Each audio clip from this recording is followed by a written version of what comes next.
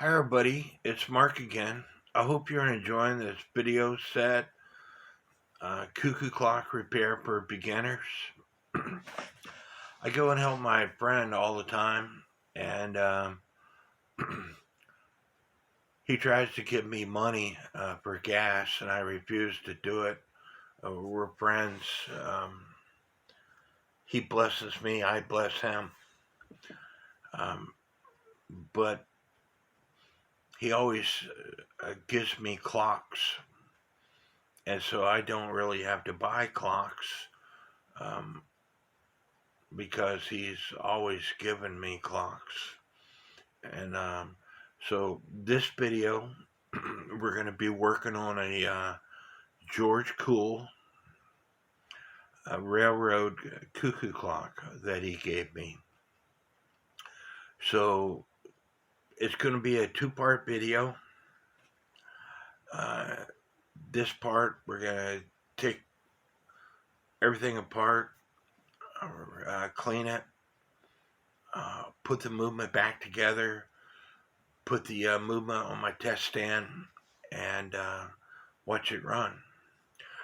So kick back, relax, grab something to drink, grab something to eat, grab a cigarette if you choose to do so, and let's learn things. So I go and help my buddy all the time, and he has way more clocks than I do because there's auctions and stuff down in his area, or he drives to auctions. And because I went and helped him, he gave me this clock.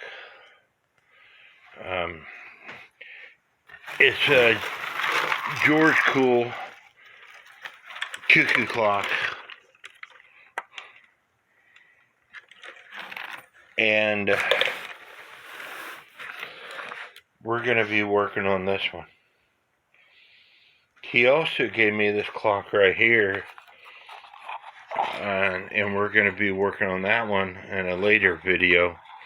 But it's a bouncing girl clock. But this is a George Kuehl Railroad cuckoo clock. It's a railroad cuckoo clock because of this system right here. This inlay with just the way it's designed. There's finials that go at the bottom, and I believe that they're in the box. The topper, I don't think it's original to the clock, and it's gold in color, and somebody painted it gold, so we're going to be cleaning that up. But we're going to be getting this clock ready.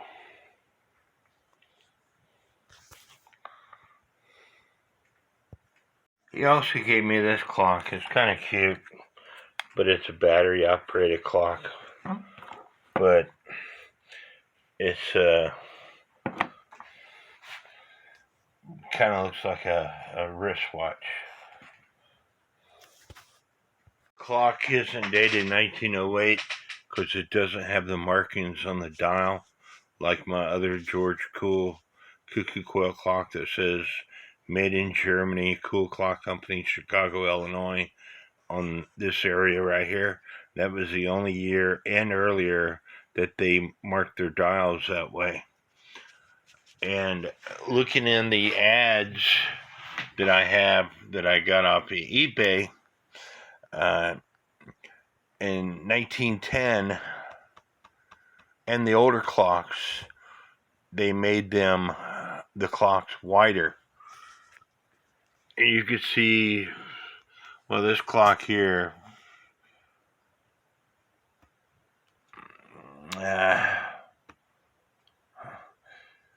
that's not a railroad clock, so let me get you to the railroad clocks. This is a Cuckoo Quail Railroad clock. Let me get you to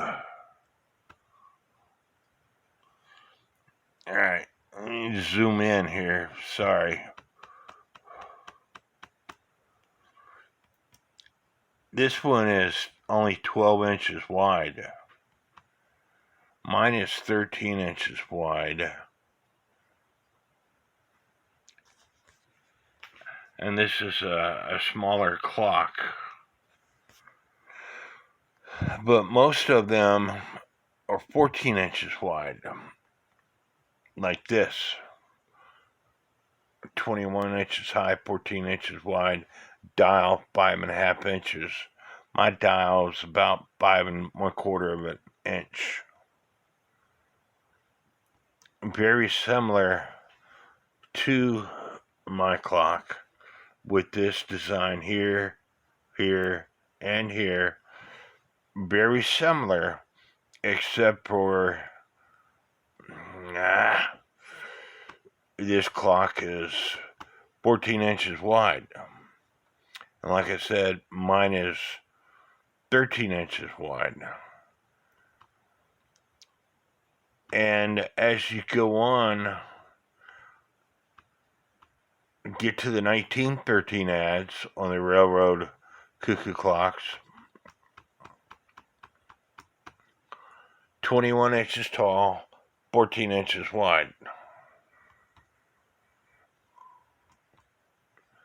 With the same design as mine. So, as you go on,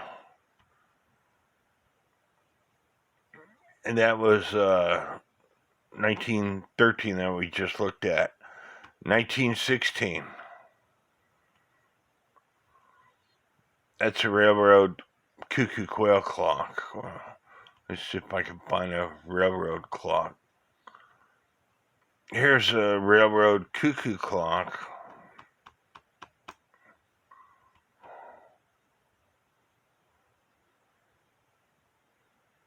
Height is 15 inches. The width is 10 inches. A very small clock. The top 4.5 inches. But the shape is nothing like my clock.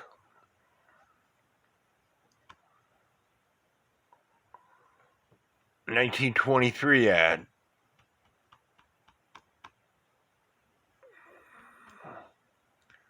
Railroad Cuckoo clock right here. Height 19 inches, width 12 inches, and the dial was 5 inches. Again, not the shape of my clock. And that was all the ads that I have.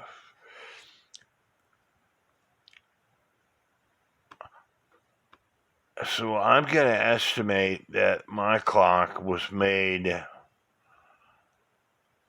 around 1915 or so.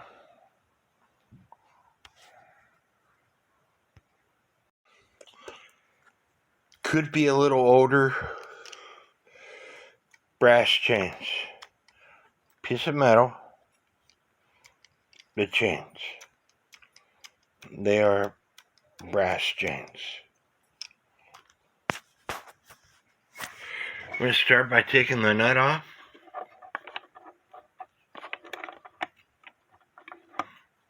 You got the top nut. Then you got this other nut that the minute hand would fit on. We don't have a minute hand. And then you take the hour hand off. Now we need to take the chains off.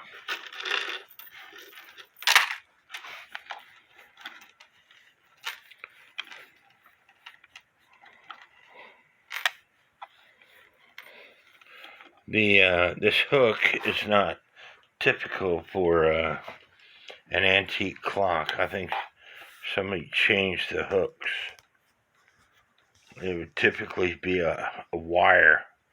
This is a hook for a modern day clock that you would buy.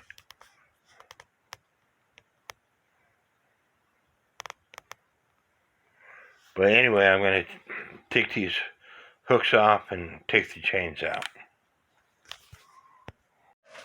The chains are stuck up in the movement, so we're going to go ahead and release the bird, and we're going to, this clock might be older than what I'm thinking, and I'll show you in a second. We're going to go ahead and take the movement out, and grab a screwdriver, take the 4 screws out.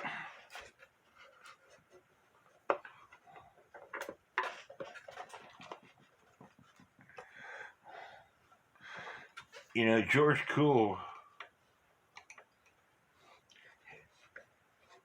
he came to America in the early 1900s. And due to duty tax, import-export taxes, he would have his friends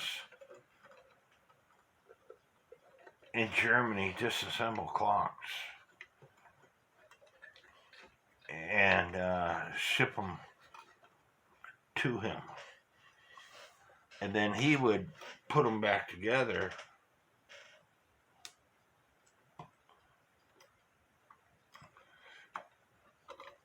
that way he didn't have to pay so much in duty tax.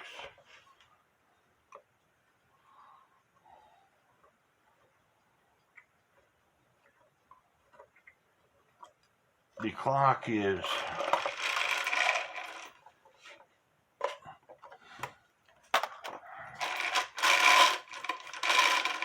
case has a few cracks in it.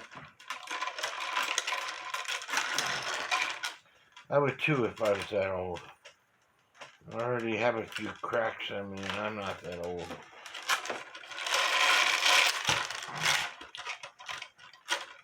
The chain is wrapped up and don't want to come out. Got a knot in it.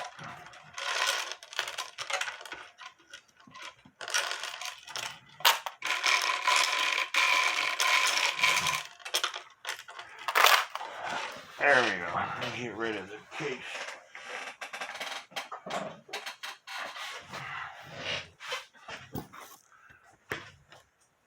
This bird, sorry about the camera situation.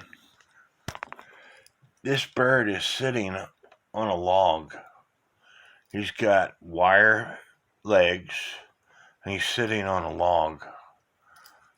That tells me it's and this log is, the log, there's a screw right there that's screwed into the log. So, and it might not be a very old movement, but the bird itself is a fairly old bird.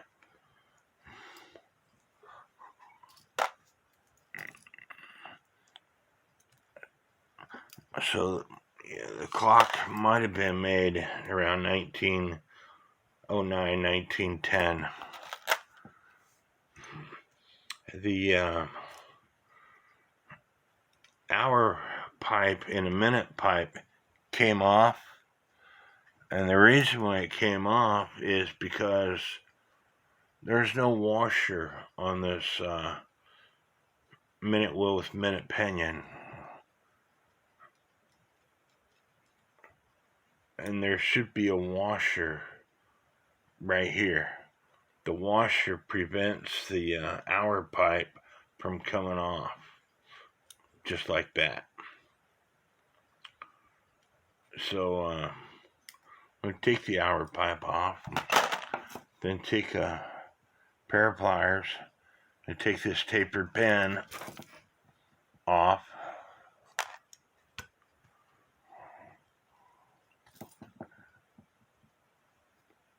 And here's the compression washer.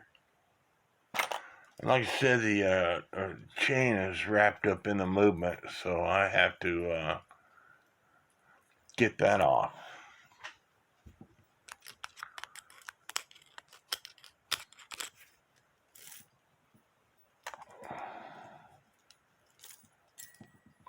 There's one, and there's the other one.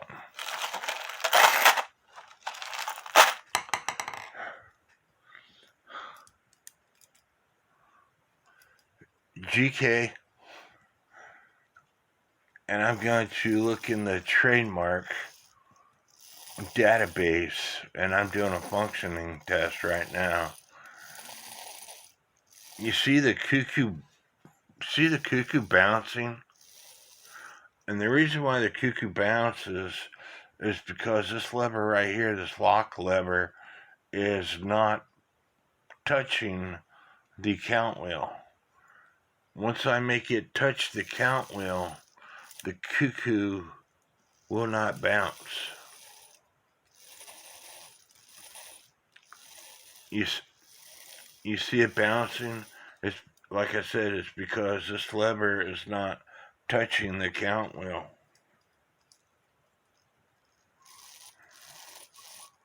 I'm just doing a functioning test to see what all is doing.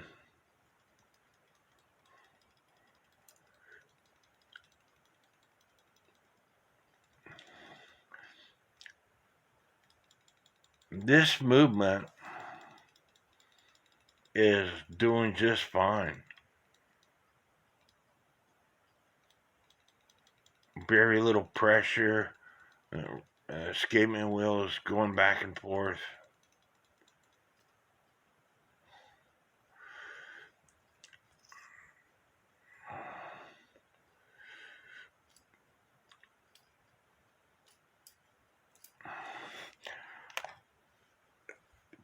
This wire here forces this to go back in the slot. You see it? This is the wire. It's pushing this lever to go back in the slot. So if your lever is not going back in the slot, it might be because that wire is not doing its job. We don't have bellows on, so I have to keep my fingers up here to get everything to function properly. But we're gonna, there it dropped in the slot. So when I trip this lever is attached to this lever here. When the minute arbor goes around, it lifts this lever. It'll lift it twice because it has two pens on it. It cuckoos on the hour and the half hour. And when you put a minute hand on and do a function test, if your minute hand is not pointed straight up in the air at the 12 o'clock or the 6 o'clock position, you have to adjust this wire right here, this U-shaped wire, to get it to trip right at the 12 o'clock or the 6 o'clock position. And you have to do that with the movement out of the case.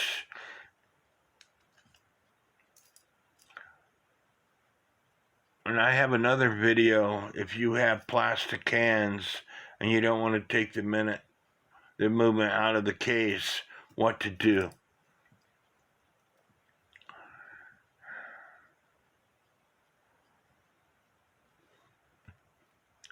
But when I trip the lever, the gong is going to play first, and then this long lever, which is the high note lift lever, and then the smaller lever, which is the low note lift lever. And most of the time on other clocks, the high note and the low note lever occupy the same space, which is known as the 8-point star wheel, which is this wheel right here on a regular movement. But in older clocks such as this, they have their own pen that they rest on. So anyway, I'm going to trip this lever. Gong plays, high note, and then a low note, and then it stops. Doing exactly what it's supposed to do, other than the cuckoo is bouncing.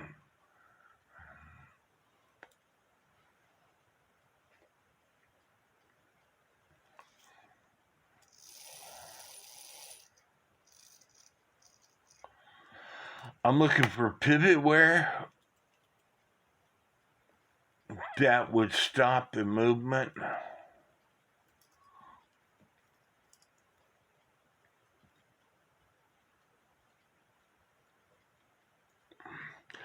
There is some wear here.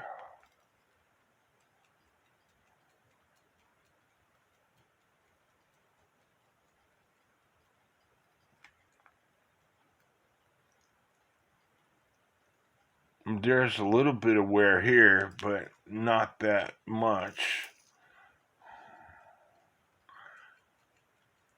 There's some wear here and wear here.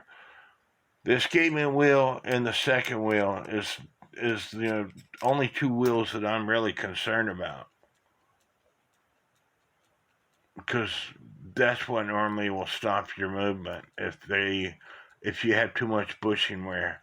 And the way you check for wear, I grab a hold of the great wheel in a case like this where it's a 30-hour movement, and you wiggle it back and forth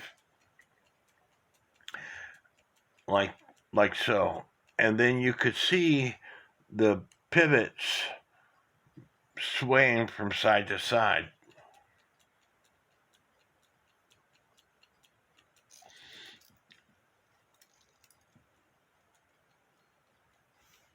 The only one that's really concerns me is this one right here.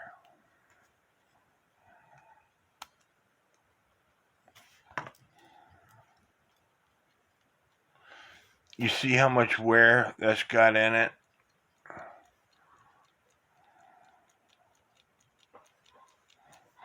But the question is, will this clock run with that bushing wear? There is only one way to find out, and that is to put a chain on it,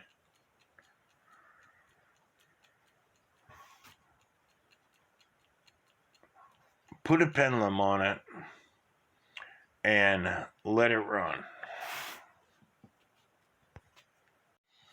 Now, I took the count wheel off, and if y'all watch my video with me repairing my friend's 1880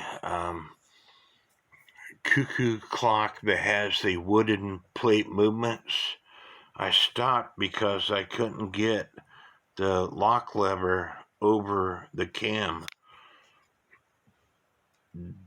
This is the lock lever right here, this brass lever right here.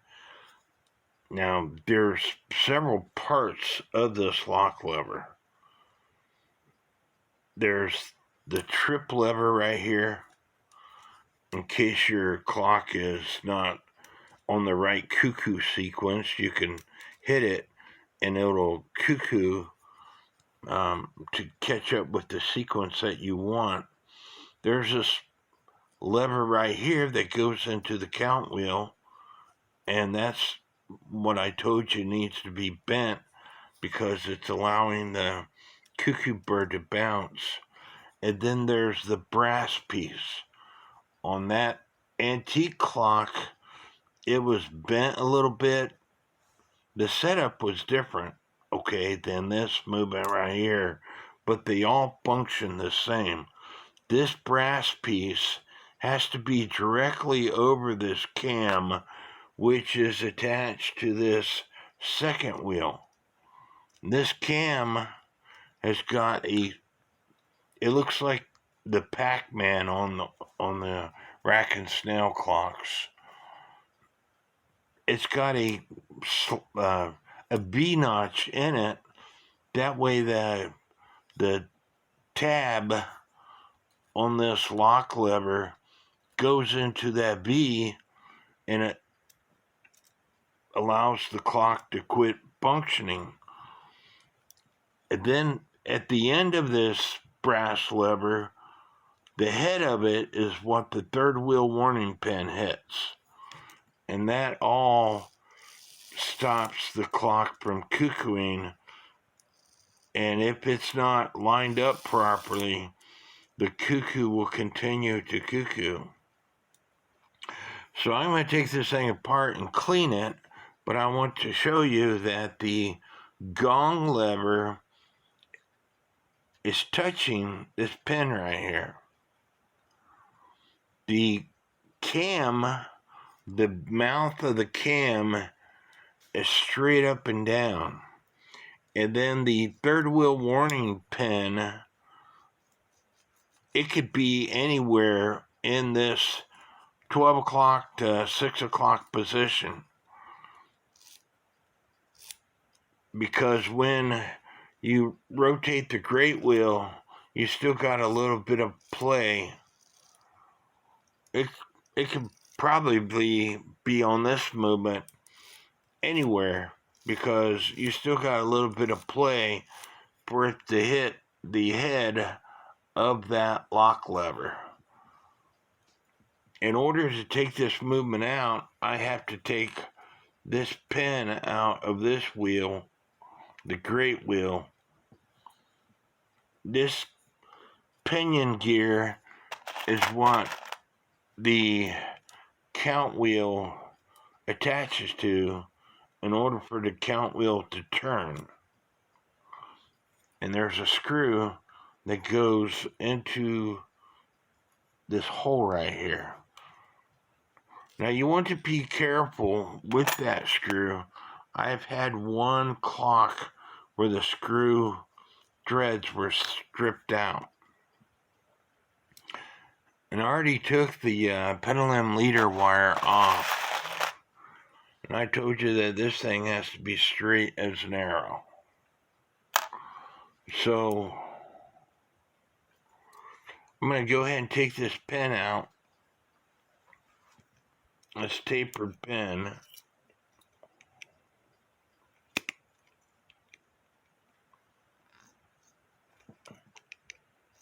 I'm going to try to take this tapered pin out. There we go.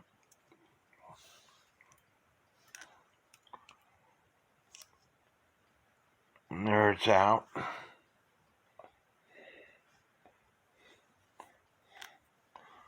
Now this gear should come off.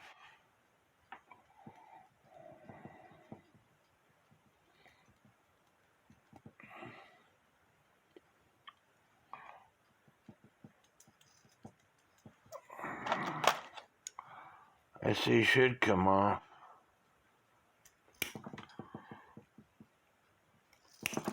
I don't want to mess up the thread, so I'm going to go ahead and loosen up the nuts.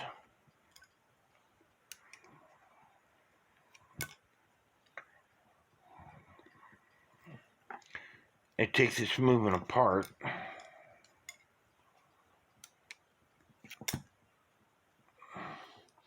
I was wanting to put my movement stand on it. That way you could see what that way we can discuss the inside of the parts.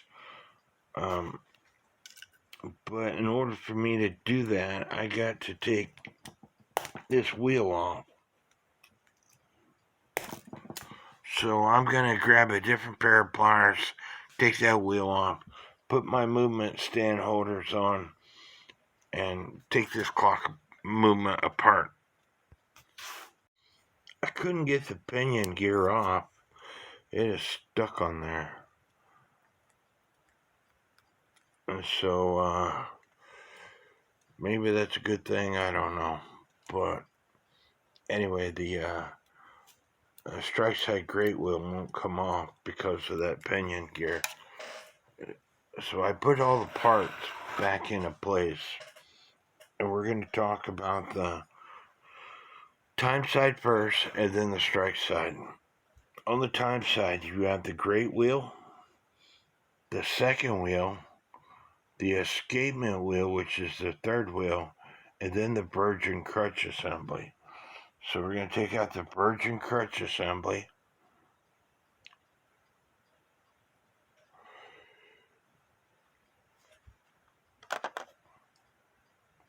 The third wheel, which is the escapement wheel.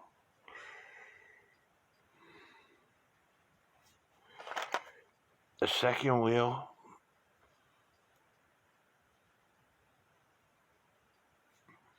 And then the great wheel.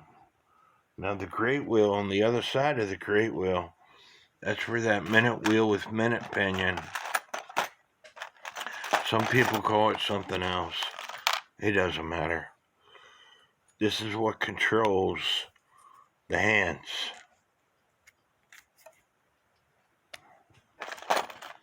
You actually have this compression washer first.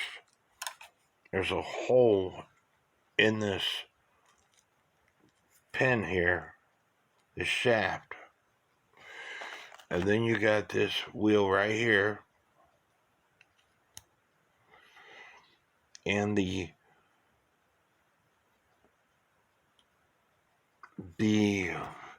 pressure on this tension washer is what controls the hands. And if this hole is worn out, your clock could tick all day long,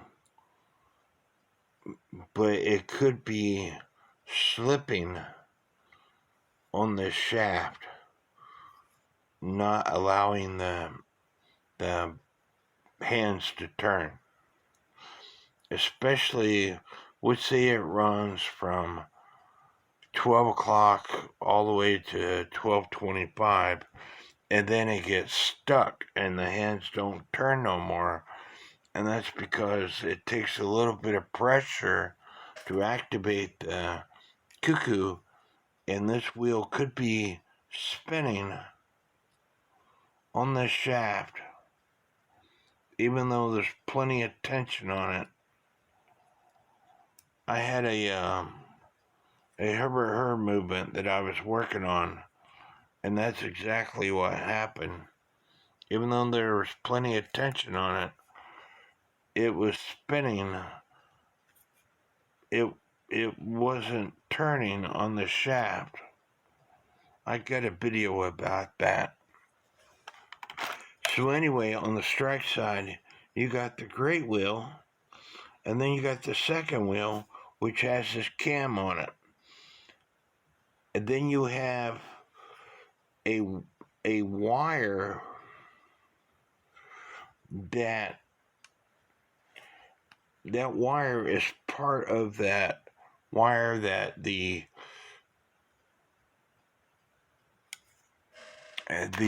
minute pipe activates. If I move that wire with my fingers, you see it is connected to here. That is what moves this lock lever. And as you can see, this lock lever is directly over the top of this cam. And this cam should be in about that position right there. As you can see, it's locked. The third wheel with warning pin, when it is all done cuckooing, the third wheel with warning pin is hitting the head of that lock lever.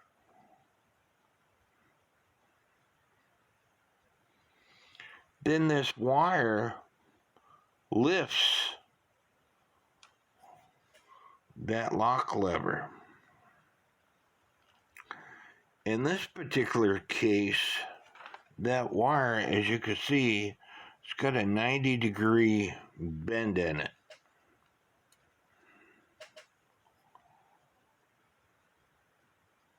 My Alexander Fleeg Cuckoo clock that was made in 1880, this wire had a curve in it, and it came all the way over here in this area right here. And the third wheel warning pin was catching on that wire, and it took one complete revolution of the hands for the Cuckoo to do its thing. And after rotation, this third wheel warning pin was coming up to that wire and getting stuck. And the next rotation, it went underneath that wire and functioned. So there's a lot that goes on with these movements and a lot to set them up. So when you set them up, like I said, put the cam mouth in the 12 o'clock and 3 o'clock position. The top of the cam is at the 12 o'clock. The bottom of the cam is at the 3 o'clock position. And that allows this lock lever to go into the cam, and then third wheel with warning pin, when it's in position, the pin itself is going to be stuck up against the head of that cam, of that lever.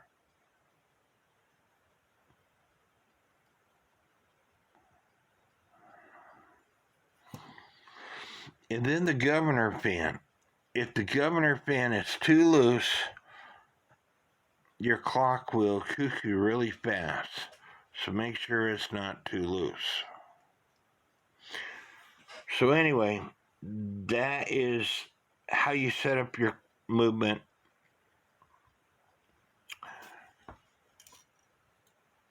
And the gong lever, like I said, it has to be touching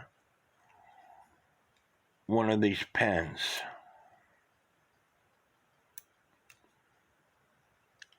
Or not touching, barely off one of those pins.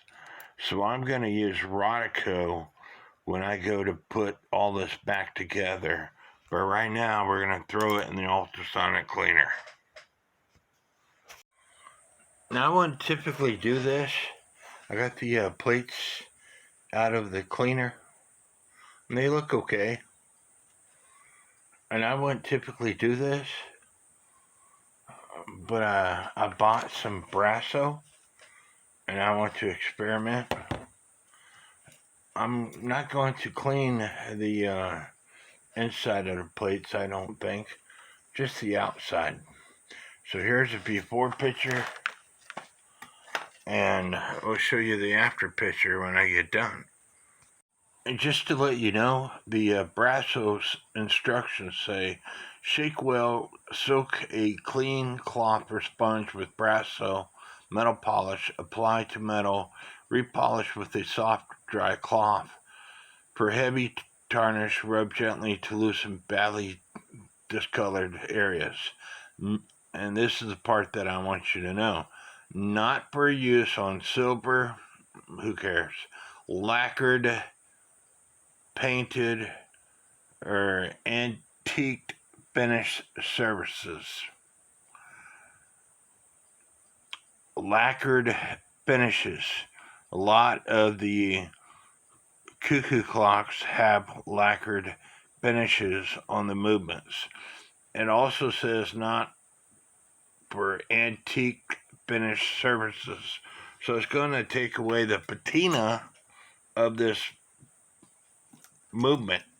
But it's my clock. I'm going to do what I want. Here's the before picture on the right, and here's the after picture on the left. It shines it up a little bit.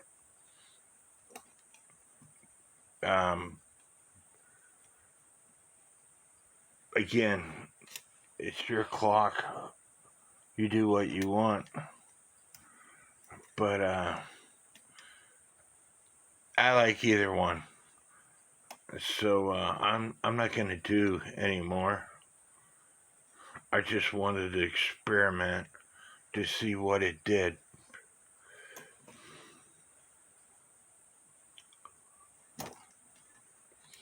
I like seeing the GK in bright letters. That's why I did it.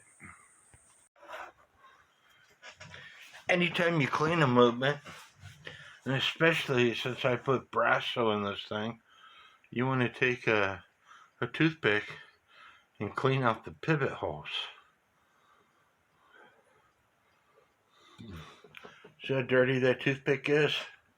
An ultrasonic cleaner will not get the hard to reach spots.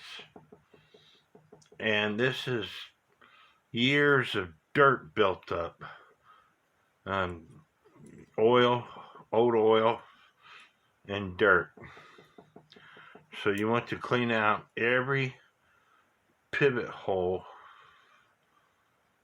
that you can. Well, you should be able to clean out every pivot hole. The only pivot hole that I'm not going to be able to clean out on this movement is where the strike side is, and that's because I can't get that pinion gear off. And I don't want to damage that pinion gear by taking it off. So I'm just going to leave it.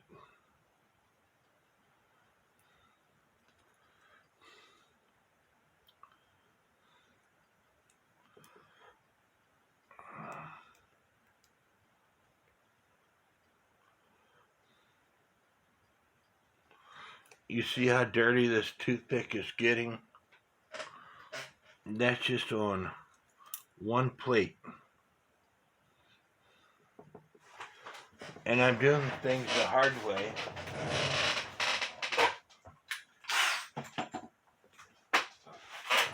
With my hands when I could be doing it with a drill.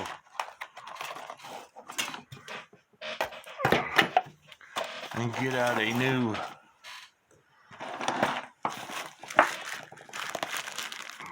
skewer, because that's what I use.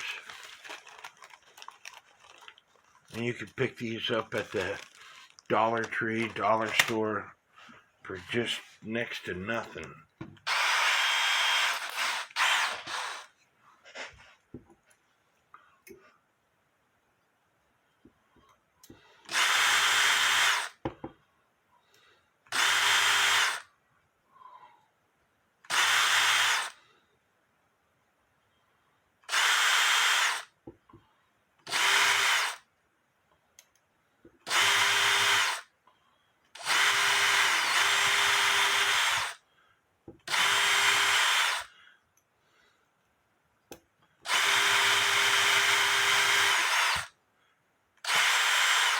If there's a hole, then I like putting the toothpick in.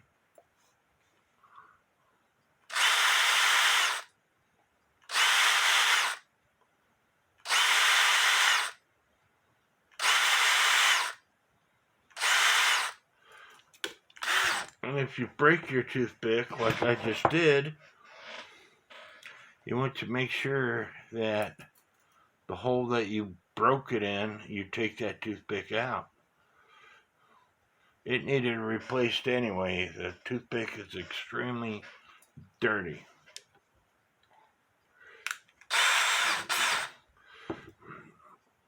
And there's no sense in cleaning your clock up if you're not going to clean the pivot holes.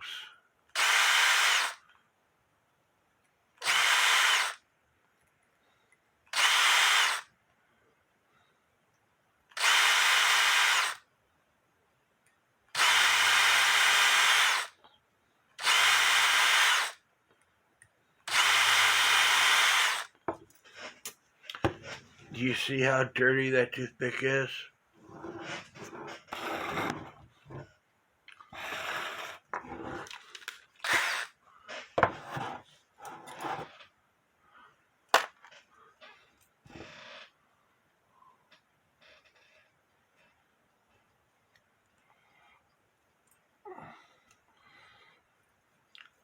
I need to wipe this movement down because the ultrasonic cleaner didn't do a very good job because there's grind up dirt and stuff still in the movement.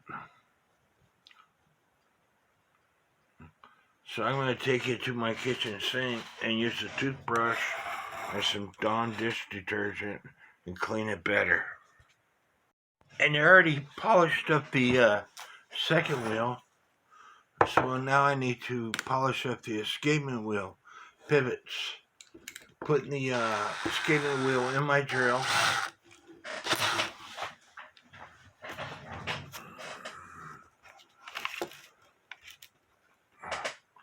And then taking my Arkansas stone and turning the drill on.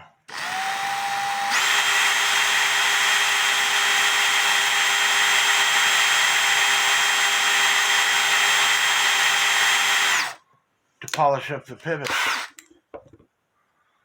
Now, typically, the only pivots that I polish up on a Cuckoo clock is the escapement wheel and the second wheel for a 30-hour clock. If it was an 8-day clock, it'd be the second wheel all the way up to the escapement wheel.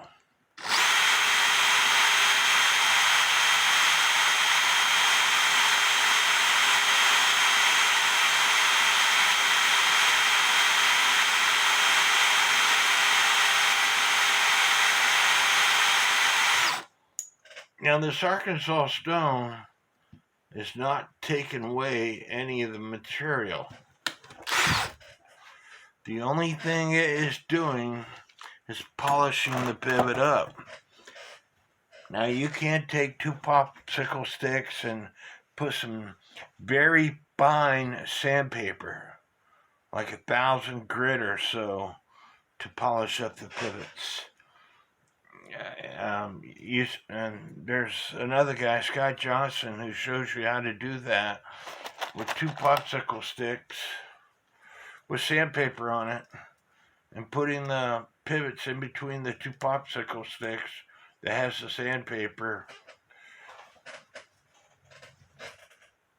and rubbing the pivot back and forth with this in between the popsicle sticks. Yes, you could do that. And Arkansas stone works. And that's how I was trained. So the next step I want to do is take my Dremel and clean up the burge and crutch assembly. And I want to look at the burge and crutch assembly really close to make sure that there are no messed up sections on the entry and escapement pallets. If you have a notch in the entry or the escapement pallet, you need to take a Dremel, a file, whatever you feel comfortable with, and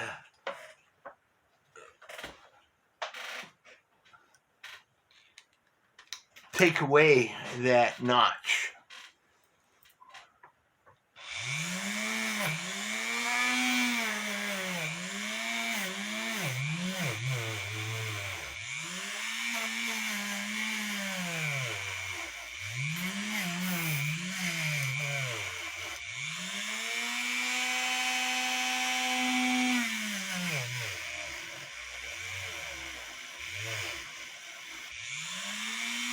I'm taking my Dremel to the entry and escapement sections of this birch assembly just to basically clean it up. Just to clean it up. As long as I hold it in my hand and it doesn't escape. And also to the pivots. Next step I want to do is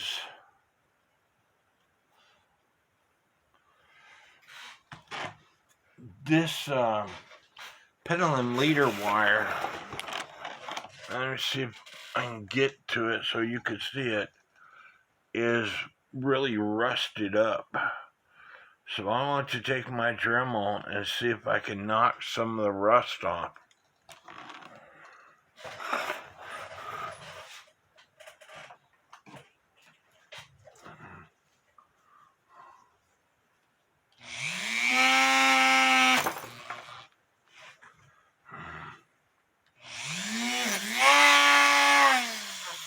I think I got too big of a wheel on my Dremel. And that's why I'm having issues.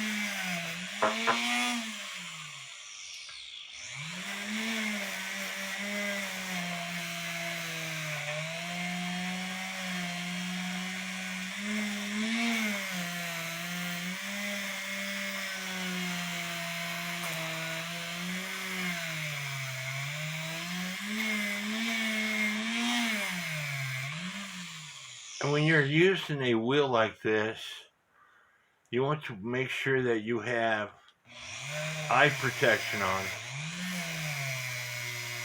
Because the way they make these wheels, these little pieces of wire are coming off and hit me in the face.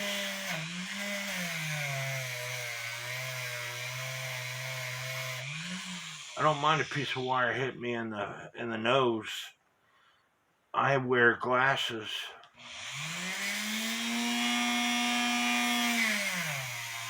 And I don't want a piece of wire hit me in the eye.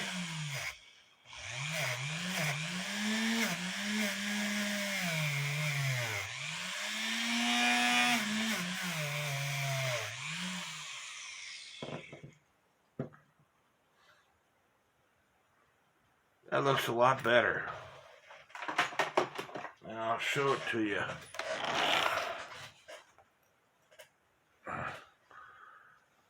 Hopefully you can see that.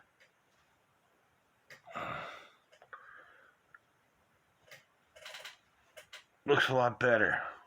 Now I need to straighten it out.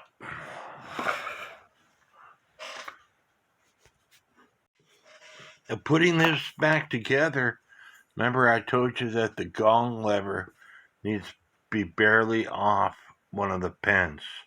So I got some Rodico in there so it doesn't move around on me. Now I got the second wheel with the burst section at the 12 o'clock and the other opening at the 3 o'clock position. As if you're looking at it like this, the notch is up there and then this way. Again, the notch is up there and then this way. That's the opening right there. And then this is the lock lever that fits in. And I might have to put some Rodico on it for it to stay where I want it to stay.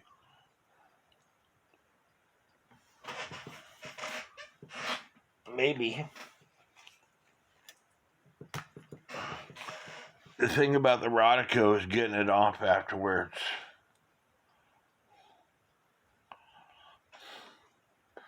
I think I can get it off. And then the third wheel warning pin. Remember I told you it has to be in the area of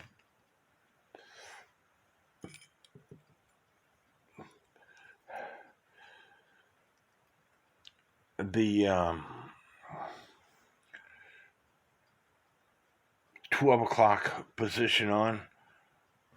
You want it to get as close to the head of that lever as you can.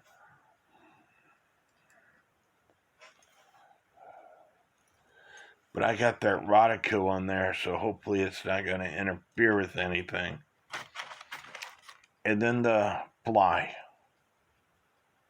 the governor pin.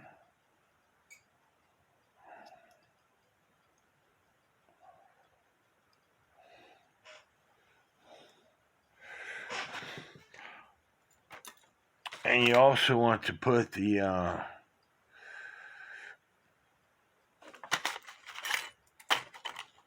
great wheel for the time side on.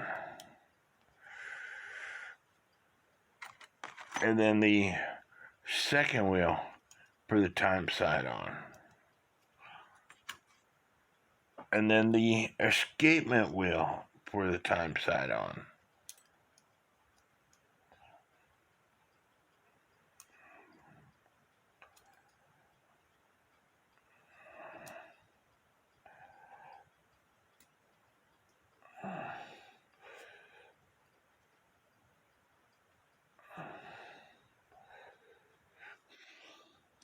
And then the virgin crutch assembly for the time side on, which I need to put it in the right spot.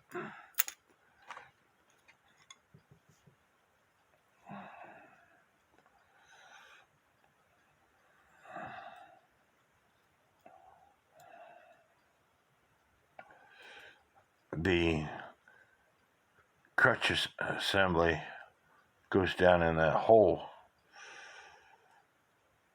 because this is the back of the movement. And then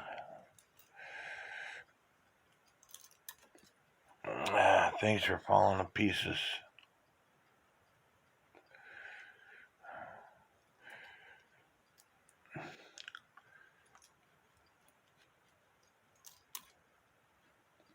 I might put the birch and crutch assembly on afterwards.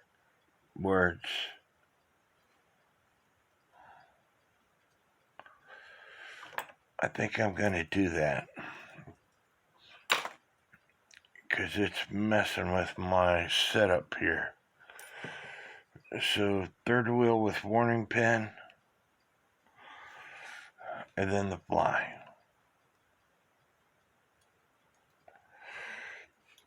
And then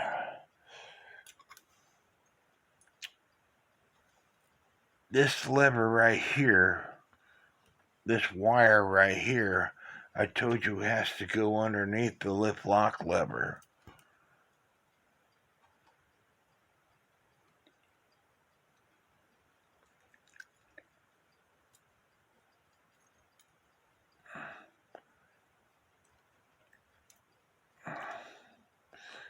It would be a lot easier if I could take the strike side off, the strike side great wheel off.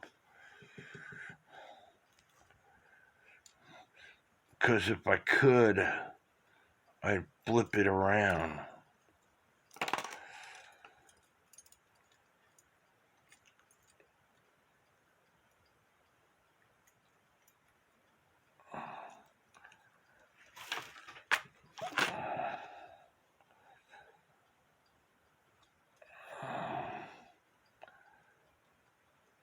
It all moved on me.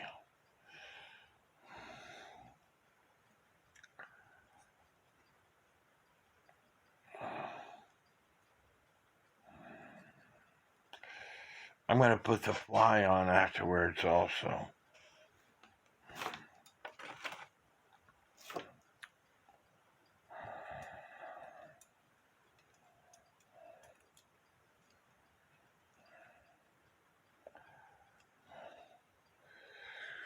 Now the object here is to get the nuts started. If you can get the nuts started, you're halfway home.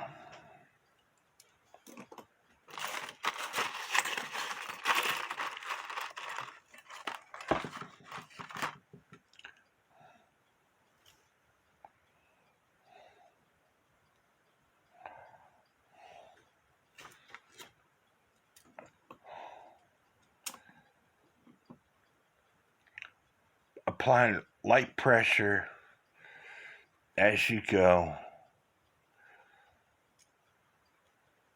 and putting levers in where they need to go.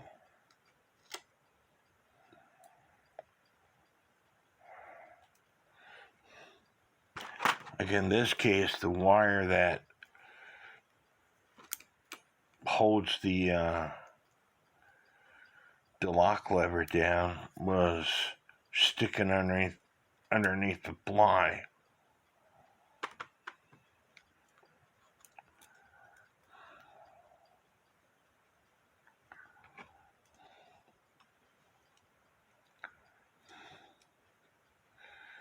With patience and maybe a little prayer, you can get it done. You might not get it done on the first try. Like this right here is falling apart on me. And my Rodico is not doing what I want it to do. And again, it's only because I can't get the pinion gear off of the strike side wheel.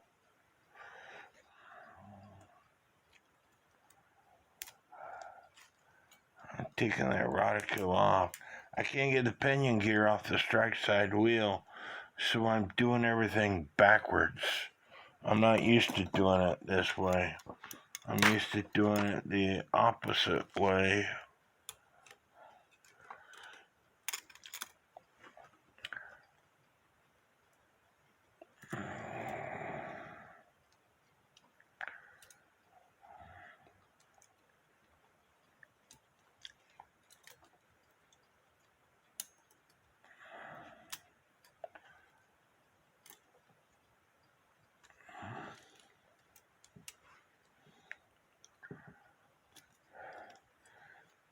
Like I said, if you can get the nuts started,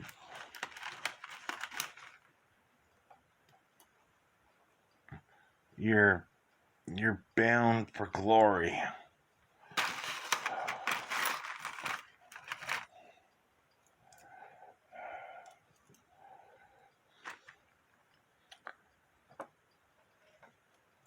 And I might have to start all over again because, like I said, I'm doing things backwards. It's like if you're right-handed and you're trying to do things with your left hand. Like I said, I had to do it totally opposite. The cam is at the 12 o'clock and the 3 o'clock, and then the lock lever is in its position. This lever right here, which lifts the lock lever, as you can see, the wire is going over the second wheel and straight down on this clock. It's right here, but the wire also lifts the lock lever through that pin right there. It's lifting the pin to lift the lock lever. So now I got the strike side done.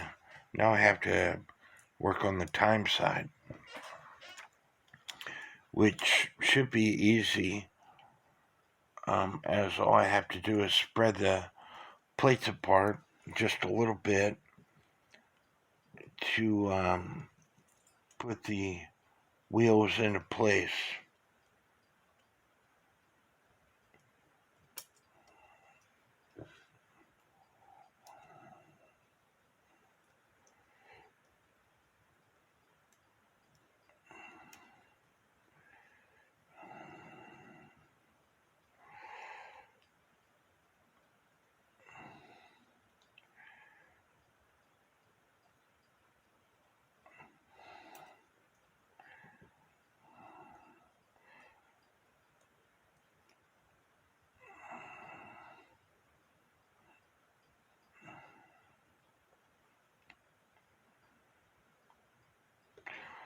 I need to loosen the nut or I'm going to break the pivot on the second wheel. The second wheel's in place. Now it's time for the escapement wheel.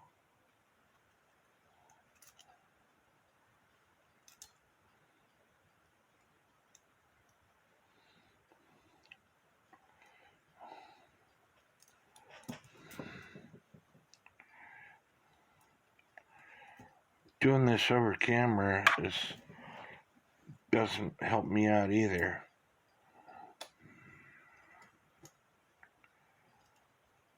It'd be easier to put that in before I put the lantern pinion in. Maybe.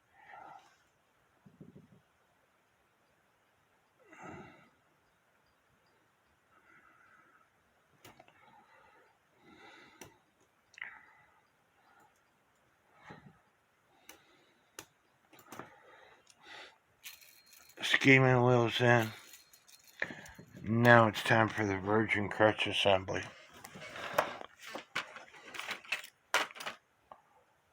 If I can find it. Now the virgin crutch assembly, it's got these sections right here that you can adjust the drop and entrance pallet if you had to.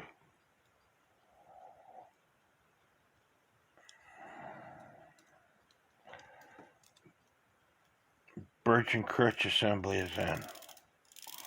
Now it's time for me to put on all these nuts and the high note lift lever fell out, so I gotta put that back on.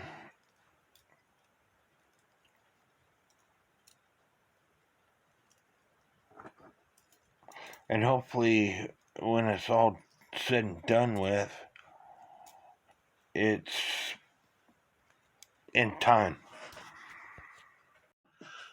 So that was part one of this two-part series. I hope that you enjoyed it. I hope that you learned things.